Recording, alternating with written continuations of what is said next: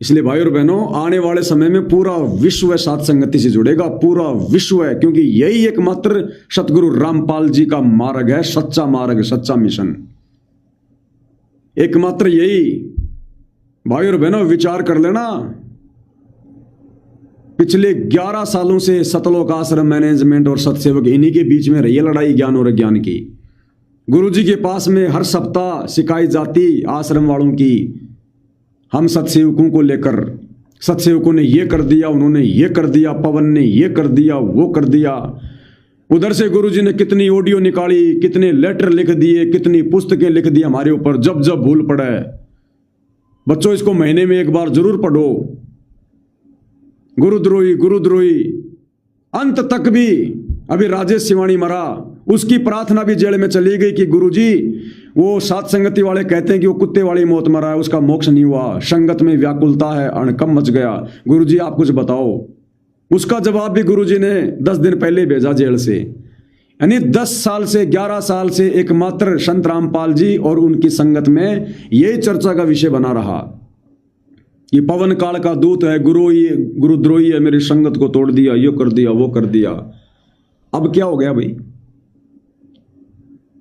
अरे हिसार जेल से बाहर आते ही अब क्या हो गया? अब सतगुरु रामपाल जी ने पवन दास के लिए एक शब्द तक क्यों नहीं बोला? सात संगति के लिए एक शब्द तक क्यों नहीं बोला? सबसे पहले ये बात बोलनी चाहिए थी परमात्मा ने। जिस प्रकार से ये लड़ाई चल रही थी संगत में 11 साल से,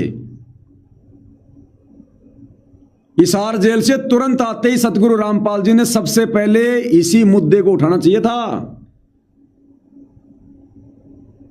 क्योंकि जिस प्रकार से उनके परिवार ने उनको मानुष मानकर भड़का रखा है, शिकायतें कर रखी हैं, उनके सीने में जहर भर रखा है सात संगति के लिए, पवन दास के लिए, कि गुरुजी वो तो गुरु बन गया, उसने तो आश्रम खोल लिया, संगत को लूट रहा है, ये कर रहा है, वो कर रहा है, तुम्हें भोग लगा रहा है, तुम्हारी आरती उतार रहा है, तुम्हें भगवान भगवान कहता है। दानक समाज हमारे से नाराज हो गया, गुरुजी से मुकदमा करवा रखा मेरे ऊपर।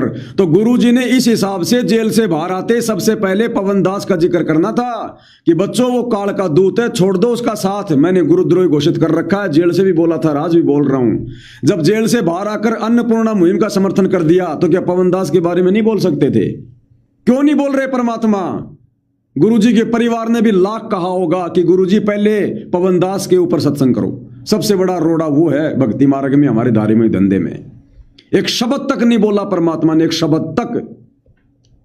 समर्थ को पता है कि 11 साल की मेहनत के बाद मैंने अपने सत्सेवक बच्चे तैयार किए, सात संगति में जोड़ जोड़ के आत्माओं को छाटा है मैंने, उनको भगत बनाया है। गुरु को भगवान मानकर भगवान को प्रसन्न करने के लिए क्या क्या भक्ति वो क्रिया की जाती है।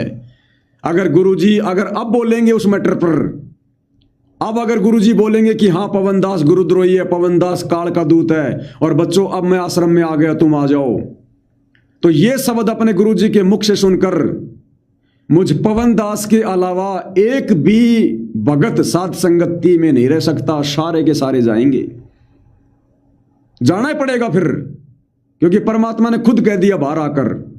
क्योंकि बाहर आने के बाद तो चलो अंदर तो हमें मान सकते थे, वैसे तो अंतर्यामी भगवान सब पता है,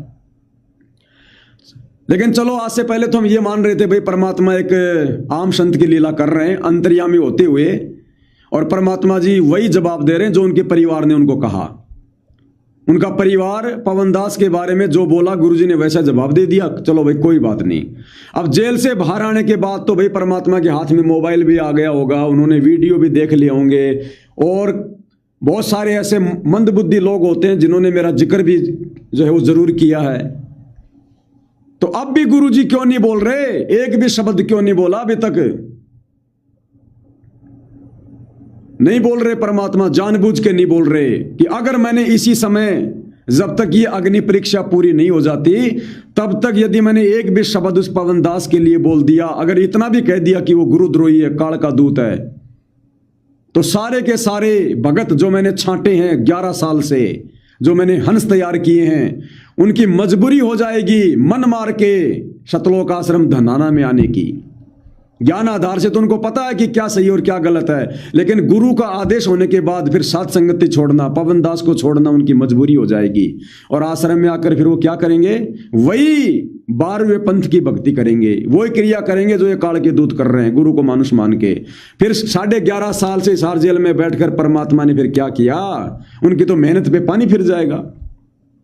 गुड़ और गोबर को परमात्मा अगर मिक्स कर देंगे, ज्ञानी और अज्ञानी को अगर मिक्स करना होता तो 11 साल से जेल में बैठ के छटनी नहीं करता। इसलिए परमात्मा शब्द भी नहीं निकाल रहा। अंतर्यामी को पता है कि बड़ी मुश्किल से तो मैंने मेरे हंस तैयार किए हैं, और अब मैं ये बात अगर बोलूंगा तो उनकी मजबूरी हो जाएगी आश्रम में आना। और आश्रम में आ गए तो फिर यहां गुरु को मानुष ही मानना पड़ेगा। यहां वो आरती नहीं कर सकते, यहां भोग नहीं लगा सकते, यहां मुझे परमात्मा नहीं कह सकते, यहां उनको कोई भोग नहीं लगाने देगा, कोई चरण सेवा नहीं करने देगा, कोई चवर नहीं करने देगा, वो के वो सारे काम हो जाएंगे। इसलिए परमेश्वर जानबूझ के चुपचाप है, समय का इंतजार कर रहा है, समय का। और बाकी मालिक के खेल अजब गजब भाई और बहनों। हो सकता है परमपिता परमेश्वर जी जिक्र भी कर दें, गुरुद्रोही भी कह दें, काल का दूत भी कह दें। देखो मुझे तो कोई फर्क पड़ेगा नहीं, क्योंकि मेरा बाप है और मुझे पता है कि मैं क्या कर रहा हूं। और बाकी हो सकता है या भाई बहनों की फिर ये परीक्षा हो गई। अगर ऐसा भी समय आ जाए तो मुझे तो पता है कि मैं क्या कर रहा हूं, मैं क्या नहीं कर रहा। मेरे और मेरे परमात्मा के बीच में कितने मेरे रिश्ते हैं, क्या घनिष्ठ हैं, क्या है क्या नहीं है। वो कहेंगे तो क्यों नहीं, वो कहेंगे तो क्यों कहेंगे, नहीं कह रहे तो क्यों नहीं कह रहे, वो मैंने आपको बता दिया। और यदि ऐसा परमात्मा यदि बोल भी दें, क्योंकि देखो कुछ भी हो सकता है, अग्नि परीक्षा है। अगर परमात्मा ये वचन अगर बोल भी दें कि भाई बच्चों ये पवन दास तो वास्तव में गुरुद्रोही है, इसने मेरी आत्माओं को तोड़ दिया, काल के मुंह में ठोक दिया, बच्चों ये काल का दूत है, ये कमाल है, आ जाओ मेरे बच्चों सारे सत्सेवक, नाम लेकर बोल दें गुरु जी, आ जाओ सात संगति वाले मेरे बच्चों सारे आ जाओ, धनाना में आ जाओ, तो भाई और बहनों फिर तो जाना पड़ेगा। और जाओ तो मैं तो यही हाथ जोड़ूंगा, गुरु को परमात्मा मान के ही वहां पर हर प्रकार की वो क्रिया करना। अगर जाओ तो अपने घरों से घी और थाली लेके जाना 5 दीपक वाली। अगर गुरु अगर नाम लेकर बुलावे कि सात संगति वाले आ जाओ सारे के सारे, अपने घर से घी का डब्बा और 5 दीपक वाली थाल लेके जाना, अपने घर से अपना चवर राम लेके जाना, और जो भी वहां पर खाओ सबसे पहले उस भंडारे से लेकर सबसे पहले अपने गुरुजी को भोग लगाना, मिलके भोग की आरती खड़े होके करना, वहां पर अपने गुरुजी की तस्वीर सिंगल मुकुट वाली अपने साथ में लेके जाना, अकेले अकेले मत जाना, 10 15 20 भगत इकट्ठे होके जाना, इकट्ठे होके भोग लगाओ, वहां पर सारी संगत देखेगी, सब देखेंगे, वहां पर चर्चा का विषय बनेगा, बात अपने गुरु तक जाएगी, और वहां जाकर फिर ज्ञान और अज्ञान आधार से फिर फैसला हो जाएगा। बोल देना भैया अगर इस आश्रम में रुकेंगे, देखो हमारे गुरु ने बुलाया तो हम आ गए, हमारे गुरु हमारे लिए परमात्मा, जो मर्जी कहें, हमें अच्छा कहें चाहे बुरा कहें, हमें कोई दिक्कत नहीं। अपने गुरु को तो गुरु मान के ही उनका, अपने गुरु को तो परमात्मा मान के हम उनका आशीर्वाद लेंगे वहां। लेकिन जब आएगा समय सुबह के नित्य नियम का, तो रजाई में पड़े पड़े नहीं करेंगे, गुरुजी की आवाज के साथ में नहीं करेंगे। अगर नित्य नियम गुरुजी की आवाज में शुरू हो गया, उससे पहले सभी भाई बहन तैयार हो जाओ, गुरुजी की उस प्रतिमा को रख के भक्ति बोध हाथ में लेके, भले गुरुजी बोल रहे हैं ऑडियो में, आप भाई बहन भी लेके भक्ति बोध साथ साथ बोलो, और 5 दीपक वाली थाल जलाओ। गर्मी का टाइम है, घी वैसे तैयार रहेगा, जमेगा नहीं, और सभी भाई बहन वहां पर आरती उतारो ग्रुप में। आश्रम वाले क्या करेंगे? ठोकेंगे, पीटेंगे, गाड़ियां निकालेंगे, डराएंगे, धमकाएंगे। बोला नहीं भाई, या तो हमें गुरुजी से मिलवा दो, वरना हम तो ऐसे आरती करेंगे। भंडारे से भोजन ले आओ, जो बन रहा है वहां पर भंडारे से भोजन ले आओ, या फिर वहीं पे भंडारे में इकट्ठा होके, और सबसे पहले गुरुजी की फोटो सामने रख के भक्ति बोध हाथ में लेके, और छोटी नहीं बड़ी भोग की आरती करो, बड़ी भोग की आरती करो। कौन मना करेगा? अगर मना कर रहे हैं भैया नहीं रुकने वाले, या तो आश्रम से बाहर कर दो हमें, या तो हमें आश्रम से बाहर कर दो, या फिर हमारे को भक्ति करने दो। ये तो वो क्या करेंगे? अगर आश्रम से बाहर करेंगे तो अपने घर पे आ जाओ, पीछा छुटा, कल को कोई दोष ही नहीं दे सकता। कि भाई हम क्या करें, हम गुरु को मानुष मान के तो भक्ति हम कर नहीं सकते, गुरु को परमात्मा मानकर भक्ति हम ये करने नहीं दे रहे, अपने घर पे कर लेंगे, क्या दिक्कत है। गुरु के आदेश की भी होगी पालना। गुरु ने आश्रम में बुलाया, हम आश्रम में जाके आ गए, आश्रम वालों ने भक्ति नहीं करने दी, हम अपने घर पे आ गए, बात खत्म। बराबर सिंगल सिंगल मत जाना, 10 15 20 इकट्ठे होके जाना, क्या क्या करेंगे वो।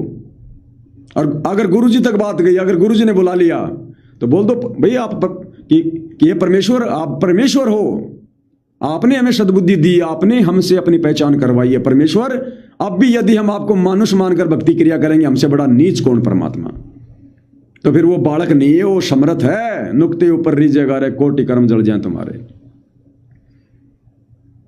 तो तुम्हें हर प्रकार से भाई और बहनों सारे रास्ते बता दिए। कल को कोई ये नहीं कह सकता कि हम यहां पर फेल हो गए। गुरु नहीं बुला रहा है, उस समय तक तुम लोगों ने क्या करना है, शब्द रूप में विराजमान करके जैसे भक्ति हम घर पे कर रहे हैं करते रहो, चाहे 6 महीने भी तो, चाहे साल भर भी तो, जब तक गुरु ना बुलावे, जब तक वो समय नहीं आवे। और गुरु अगर बुला रहा है नाम लेकर सत्सेवकों का, तो फिर पवनदास का इंतजार मत करना, फिर पवनदास जाएगा कि नहीं जाएगा। अगर आप लोगों का नाम लेकर अगर गुरु बुला रहा है, वो भी वीडियो में, हम ऑडियो पे यकीन नहीं करेंगे, पीले पर्चों पे यकीन नहीं करेंगे, हम चेक कर लेना कहीं कोई एआई का वीडियो ना हो, ओरिजिनल वीडियो हो गुरु जी का। उसके बाद 10 15 20 इकट्ठे होके अपना ग्रुप में जाओ, अपना सारा भक्ति सामग्री लेके जाओ, परमात्मा के आशीर्वाद से गाड़ी कर ले जाओ अपने किराए पे, क्या दिक्कत है। 15 20 भक्तों में एक के पास तो मिलेगी टेम्पो पिकअप, कुछ तो मिलेगा। सारे मिलके डीजल डलाओ और सारी भक्ति सामग्री लेके जाओ, और सुबह का नित्य नियम लगा दो, परमात्मा का ढूंढा ठा दो, संध्या आरती के समय ठा दो ढूंढा परमात्मा का, भोग लगाओ परमात्मा का, बाकी संगत भी देखे ये क्या हो रहा है। और मुकुट वाली फोटो लेके जाओ, बस फिर आगे परमात्मा संभाल लेंगे फिर, और क्या है। तो तुम्हें सारे रास्ते बता दिए गए भैया, लड़ाई जीतने के काल के साथ में। तो कैसे न कैसे तो फिर खुलासा होगा ही होगा। तो मेरे विचार से तो भाई और बहनों, सतगुरु के परिवार ने सतगुरु जी के धनाना में आते सबसे पहले यही कहा होगा कि गुरु जी पहला सत्संग उस पवनदास पे करो, तुम सात संगति पे करो, हमारा सत्यानाश कर दिया उसने। लेकिन परमात्मा ने कुछ नहीं कहा। और जहां तक इस पवनदास का आइडिया है, जब तक ये अग्नि परीक्षा समाप्त नहीं हो लेगी, परमात्मा कुछ नहीं कहेगा। मालिक को पता है 11.5 साल की मेहनत पानी में चली जाएगी, पानी में। ये चंद मुट्ठी भर सत्सेवक तो छांटे 11 साल में।